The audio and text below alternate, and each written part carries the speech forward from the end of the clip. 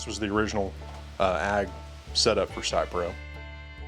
It's really kind of a testament to SitePro and our software solution. We came across a problem at the McCoy farm with being so far out there, being an hour away from anybody that's has anything to do with it. That's when we started figuring out how we could make it work and all the trials, and started there.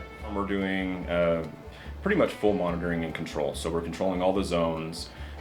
So all of the field actuators that actually send water to the different zones at different times, monitoring each individual well with control as well. And we're also doing statuses on the well.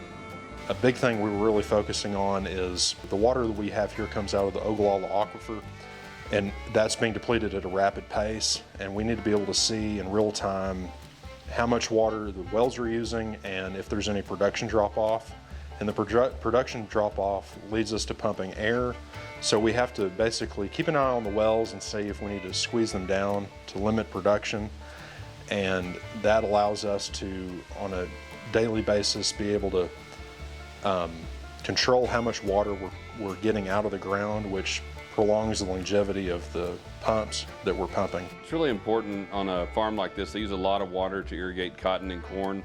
And it's our responsibility to conserve and manage the water supply. So if we can get more efficiency, more utilization, less usage, and really manage the water source for the long run, it helps ensure that we have that natural resource for generations to come. As we're moving into kind of the more ESG phase and green life all around the country, water conservation is a big one too, because it's a diminishing resource. So whenever you're able to pull those data points with aquifer levels and run submersible PTs in the wells and watch the trends over time. In the future, obviously being able to monitor how much water you're using and make decisions based on that, instead of just running wide open.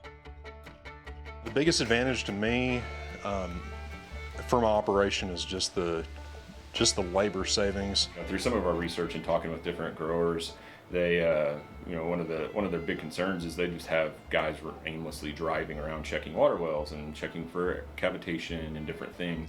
With irrigation, we're doing a lot of daily checking of the system. We're checking wells, we're checking the filter station. We basically eliminate 80% of that. Instead of coming up here 2 times a day, we're coming up here twice a week. We even threw a camera up in the filter station, so I can visibly see if there's any mechanical failures, or